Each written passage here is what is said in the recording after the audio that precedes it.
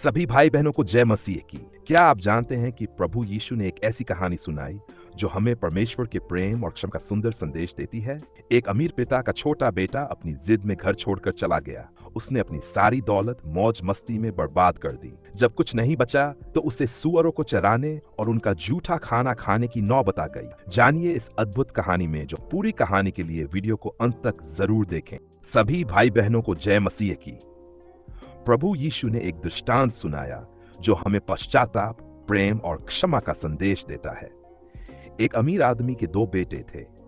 बड़ा बेटा अपने पिता के साथ रहता और उनकी सेवा करता था, लेकिन छोटे बेटे ने एक दिन पिता से कहा, पिताजी, मुझे मेरी संपत्ति का हिस्सा अभी दे दीजिए ताकि मैं अपनी जिंदगी अपने तरीके से जी सकूं। पिता ने दुखी मन से उसकी मांग पूरी कर दी।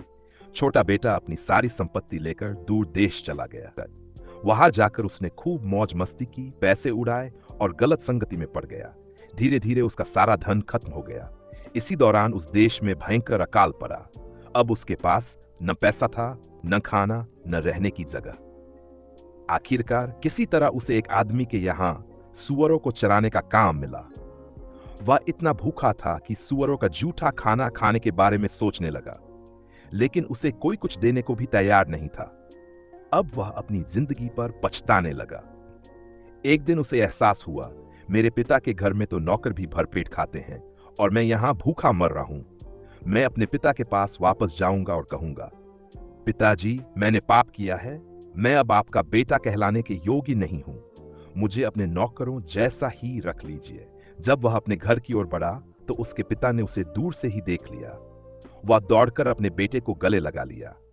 बेटा रोते हुए बोला, पिताजी, मैंने आपके और परमेश्वर के विरुद्ध पाप किया है।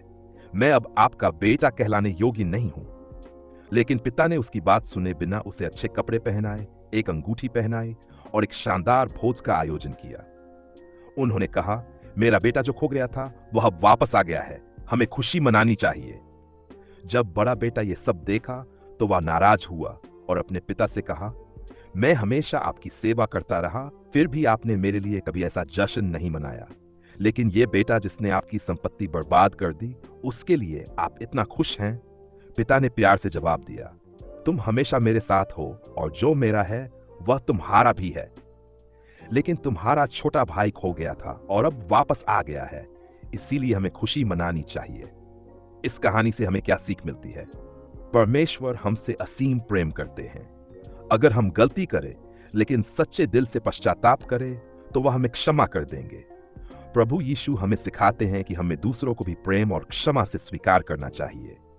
जय मसीह की।